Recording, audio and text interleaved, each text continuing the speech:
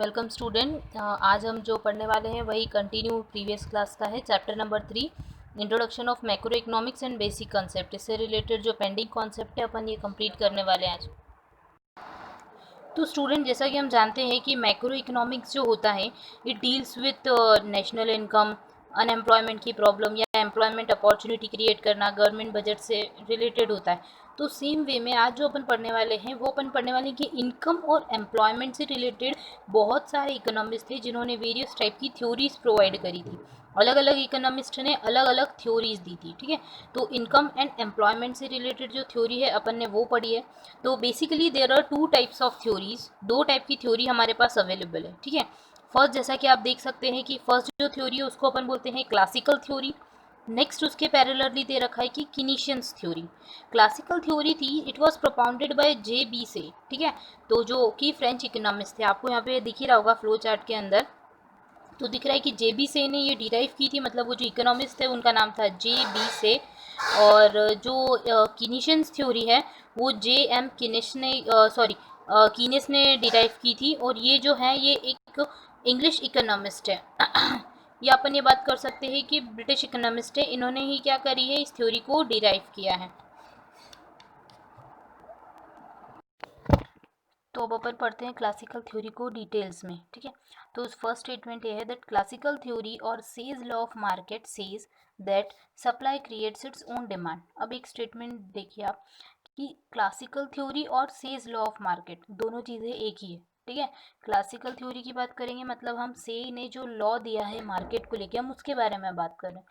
तो the law of market is that कि supply creates its own demand. मतलब कि अगर आप किसी भी चीज़ का सप्लाई कर दोगे तो ऑटोमेटिकली डिमांड जो है उस चीज़ की रेज हो जाएगी। Means supply is the base of everything. पूरी इकोनॉमी को गवर्न कौन करता है, सप्लाई। अगर आप किसी चीज़ का सप्लाई कर दोगे तो ऑटोमेटिक डिमांड भी क्रिएट हो जाएगी और हर चीज़ प्रोड्यूस जो हुई है वो सोल्ड आउट हो जाएगी अल्टीमेटली। ऐसा किसका मानना था, जे बी से का, ठीक है। तो उन्होंने जो स्टेटमेंट दी उसके बाद अपन डिटेल देखते हैं that supply leads production, expenditure, income and demand. It means कि सप्लाई अगर आप किसी भी चीज़ का कर रहे हो, ठीक है, तो आपको देखे देखे दूसरा इंसान भी क्या करेगा, प्रोड्यूस करना स्टार्ट कर देगा। इकोनॉमी में एक्सपेंडिचर होगा, इनकम जनरेट होगी या डिमांड रेज होगी। तो supply is the base of everything. Means the supply governs the whole economy, ये बोल सकते हैं अपन कि supply leads production, it leads expenditure, it creates income and creates demand. तो पहले की इकोनॉमी में ऐसा केस चलता था दैट वो ये मानते थे that aggregate supply is equal to aggregate demand. Means whatever you are supplying in an economy would be demanded by the general public. कि जो भी आप बनाओगे ना, जो भी आप सप्लाई करोगे ना, वो सारी चीज़ इकोनॉमी के अंदर डिमांड क्रिएट कर देगी, ठीक है।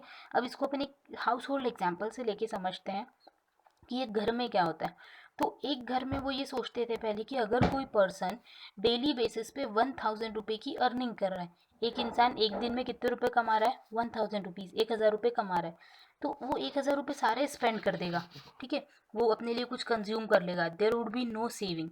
वो 1000 रुपये कमाएगा और 1000 रुपये सारे के सारे स्पेंड कर देगा।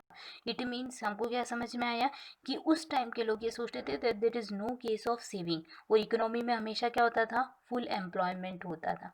अब जैसे हम अजम्पशंस पढ़ते हैं, the assumption of classical theories are that कि इकोनॉमी इंजॉयज फुल एम्प्लॉयमेंट। मतलब कि आप जो भी सप्लाई कर रहे हो वो आपकी डिमांड क्रिएट कर रहा है। मतलब कोई सा भी बिजनेस ठप हो ही नहीं रहा है, सारे बिजनेस बहुत अच्छे से चल रहे हैं। इसको और दूसरे तरीके से भी अपन समझ सकते हैं अपन, ठीक है। मतलब कि जैसे हम बात करते हैं तो अभी बिजनेस वेरी करता है तो इनकम भी वेरी करती है। अगर आप किसी बिजनेसमैन की बात करो, ठीक है, टेलीकॉम सेक्टर की बात करते हैं, तो टेलीकॉम सेक्टर अच्छा चल रहा है, मतलब वहाँ पे इंसान जाके अर्निंग कर सकता है। बट अगर मैं दूसरे सेक्टर की बात कर दूँ, टेलीकॉम सेक्टर के अलावा अगर मैं बात करूँ एग्रीकल्चर सेक्टर, तो वहाँ पे थोड़ी सी कम अर्निंग होती है।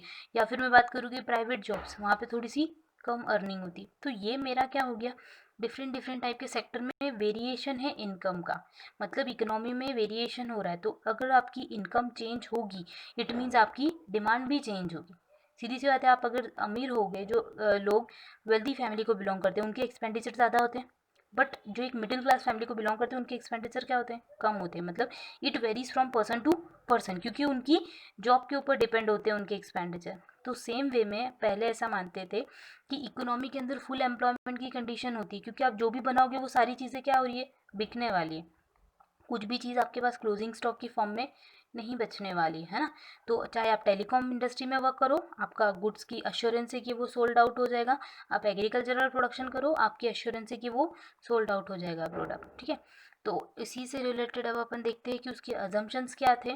तो अजम्पशंस वर दैट कि एग्रीगेट सप्लाई और एग्रीगेट डिमांड इक्वल होते हैं, सो इकोनॉमी इंजॉयज फुल एम्प्लॉयमेंट। कोई भी लोग अनएम्प्लॉयड नहीं होते, जैसा कि मैंने अभी बोला। आप ऐसा नहीं है कि किसान लोग हैं तो थोड़ी देर अनएम्प्लॉयड हो जाएंगे, या कोई प्राइवेट सेक्टर में तो उनको वैनिश कर देंगे, उनको जॉब से रिड्यूस कर देंगे, निकाल देंगे, तो वो लोग अनएम्प्लॉयड। ऐसा नहीं होता था पहले, वो ऐसा सोचते थे, बट एक्चुअल कंडीशन में भी वैसा हो सकता है। देर इज़ नो सेविंग, वो ये सोचते थे कि जो भी आप अर्न कर रहे हो वो सारा के सारा आप स्पेंड कर रहे हो, ठीक है। Next, there is free competition. Free competition मतलब यही कि आप किसी भी मार्केट में जाके वर्क कर सकते हो, ठीक है, ऐसा पहले के लोग मानते थे। बट क्या हुआ, जब 1929 का डिप्रेशन आया ना, उसके बाद लोगों को लगा कि नहीं, इकोनॉमी थोड़े से अलग तरीके से चलती है। फिर कीन्स ने अपनी बुक लिखी और उसके अंदर हमने पढ़ा कि उन्होंने क्या कॉन्सेप्ट लिखे। सो द कॉन्सेप्ट जो थे वो अब डिटेल में पढ़ते हैं। कीन्स थ्योरी, ठीक है, Keynes theory of employment and income, ठीक है। तो अब इसके अंदर फर्स्ट पॉइंट इज दैट कि as per Keynes there is no automatic equality between aggregate demand and full employment. मतलब कि इकोनॉमी में अगर डिमांड रेज होगी तो एम्प्लॉयमेंट भी क्रिएट होगा। सीधी सी बात है, अगर इकोनॉमी में डिमांड होगी तो एम्प्लॉयमेंट क्या होगा, क्रिएट होगा। तो उन्होंने बोला था ऑटोमेटिक कुछ भी चीज़ इक्वल नहीं होती, आपको इक्वल लेके आनी पड़ती है, ठीक है। कोई ऑटोमेटिक तरीके से डिमांड और एम्प्लॉयमेंट इक्वल नहीं हो जाएगा। जैसे आप ही सोचो, इकोनॉमी अगर अपने आप ही रन हो जाती, सब लोग अभी एम्प्लॉयड होते, सब लोग अपने लेवल के अकॉर्डिंग वर्क कर रहे होते, मतलब उनका सेटिस्फेक्शन लेवल जैसा है उसी के अकॉर्डिंग या अपनी कैपेबिलिटी के अकॉर्डिंग ही जॉब कर रहे होते, तो क्या इकोनॉमी अनस्टेबल कंडीशन में पहुंचती? क्या नहीं, हमेशा अच्छी चलती रहती। बट इट्स नॉट प्रैक्टिकेबल, ये चीज़ प्रैक्टिकेबल नहीं होती, हमको इकोनॉमी को बैलेंस्ड करना पड़ता है। आगे जैसा उन्होंने बोला, he said that full employment rarely exist, मतलब कि बहुत रेयर केस में फुल एम्प्लॉयमेंट की कंडीशन क्रिएट होती है। मतलब आप कहीं पे भी देखो कि अनएम्प्लॉयमेंट की सिचुएशन रेज होती है, कोई भी इकोनॉमी में कुछ ना कुछ परसेंट से इंसान अनएम्प्लॉयड रहते ही है। तो वो ये बोल रहे कि गवर्नमेंट उसके लिए वर्क करती रहती है। So the condition of full employment is rarely exist, थोड़े से परसेंटेज पे एग्जिस्ट कर दिए। Next, as aggregate demand में shortfall of aggregate supply which results in disturbance of employment and involuntary unemployment rises। मतलब सिंपल सा स्टेटमेंट है, जैसा कि अभी मैंने बोला कि अगर मान लो इकोनॉमी जो है उसमें सप्लाई हो ही नहीं रहा है, ठीक है, सप्लाई नहीं हो रहा तो कोई प्रोडक्शन करेगा क्या? नहीं, लोग सोचेंगे कि अरे यार सप्लाई तो हो ही नहीं रहा, अपन प्रोडक्शन क्या करते हैं। प्रोडक्शन नहीं होगा तो जो भी वेजेस होंगे लोगों को या वर्कर्स को, उनको हम हायर करेंगे, हम उनको क्या कर देंगे, रिड्यूस कर देंगे। क्या कर देंगे? रिड्यूस कर देंगे। तो कंडीशन कैसी आ गई? डिस्टर्बेंस वाली, इकोनॉमी के अंदर इनवॉलेंट्री अनएम्प्लॉयमेंट क्रिएट हुई है। इसको एक प्रैक्टिकल एग्जाम्पल से समझते हैं। जैसे कि अभी की इकोनॉमी की बात करते हैं तो लास्ट 2-3 महीने में क्या चल रहा था, सप्लाई ज़्यादा हो नहीं पा रहा था। मतलब अगर मैं बात करूँ तो लोग वही चीज़, नेसेसिटी प्रोडक्ट्स जो होते हैं जनरली उन्हीं को परचेस कर रहे थे। अभी कोई लॉकडाउन में कार तो परचेस नहीं कर रहा था, बाइक तो परचेस नहीं कर रहा था, मतलब जो चीज़ रिक्वायरमेंट के हैं वही परचेस कर रहे थे, है ना। तो यही चीज़ हुआ, इकोनॉमी में सप्लाई क्या हो गया, डिक्रीज़ हो गया। अब जैसे ही हमारे पास सप्लाई डिक्रीज़ हुआ तो हमने हमारा प्रोडक्शन भी क्या कर दिया, डिक्रीज़, क्योंकि इकोनॉमी डिमांड तो क्रिएट ही नहीं कर रही। अब प्रोडक्शन हमारा डिक्रीज़ हुआ तो अब हमारे जो वर्कर्स है वो क्या हो गए, आइडल, मतलब फ्री में बैठे हुए हैं, वो अभी उनके पास कोई काम नहीं। तो अब हम उनको क्या करते जा रहे हैं, रिड्यूस होते जा रहे हैं। तो कंडीशन कैसे आ गई, इनवॉलेंट्री अनएम्प्लॉयमेंट की। तो इकोनॉमी को अब अपन को क्या करना है, क्या ये लोग हमेशा अनएम्प्लॉयड थोड़े ना रहेंगे, थोड़े टाइम पे जैसी कंडीशंस बेटर होने लगेंगी वैसे ही वो लोगों को अग्रीगेट रेट पे या फिर वेजेस के ऊपर उनको वापस से क्या हो जाएगा, एम्प्लॉयमेंट क्रिएट हो जाएगा। ये सिर्फ समझने के लिए था, ठीक है। आगे, that unemployment exist due to lack of effective demand. अब इफेक्टिव डिमांड क्या वर्ड होता है, effective demand means actual demand, ठीक है। हम जैसे कभी कभी गुड्स की जो बात करते हैं, है ना, तो हमारी डिमांड इफेक्टिव नहीं होती। हम सोचते हैं अरे चलो कार ले लो, अरे चलो बाइक ले लो, अरे चलो घर ले लो बड़ा, ठीक है। तो it's not an effective demand, ये सिर्फ हमने डिमांड रेज करी, हमने उसके लिए वर्किंग करी क्या, नो, है ना। तो जब इकोनॉमी के अंदर मनी का रोटेशन प्रॉपर होता है तभी इफेक्टिव डिमांड जो है वो रेज होती है। तो अनएम्प्लॉयमेंट का के लिए आता है, just because of lack of money, money कम होती है तो आ जाता है। जैसे कि आगे लिख ही रखा है that lack of expenditure on consumption and investment, मतलब हम क्या कर रहे हैं, कम कंज्यूम कर रहे हैं, कम इन्वेस्टमेंट कर रहे हैं। अभी सोचो, अभी के टाइम के अंदर अभी कोई जो भी इंसान है वो क्या कर रहा है, कंज्यूम कर रहा है प्रोडक्ट को, बट एक लिमिटेड रेंज में, इन्वेस्टमेंट कर रहे हैं बट एक लिमिटेड रेंज में। पहले के टाइम में नहीं, जैसे नहीं करे, क्यों, क्योंकि इकोनॉमी के अंदर मनी रोटेशन थोड़ा सा क्या हो रहा है, चेंज होता जा रहा है। ओके, तो गवर्नमेंट एफर्ट्स करती है कि इक्वालिटी हो डिमांड के बीच में और सप्लाई के बीच में, सो दैट अनएम्प्लॉयमेंट की प्रॉब्लम ही क्रिएट ना हो। तो अब ये कॉन्सेप्ट एक आता है कि जैसे प्रीवियसली वो मानते थे कि that aggregate demand is equal to aggregate supply, तो कीने से बोलते हैं कि भैया एग्रीगेट डिमांड और एग्रीगेट सप्लाई इक्वल नहीं होते, देयर में भी इंक्रीज और डिक्रीज, जैसा कि नेक्स्ट स्टेटमेंट में दे रखा है that aggregate demand not equal to aggregate supply. तो कंडीशन क्या बनेगी, या तो एग्रीगेट डिमांड ज़्यादा होगी या तो फिर एग्रीगेट डिमांड कम हो जाएगी। ओके, आई होप आपको ये समझ में आ गया होगा।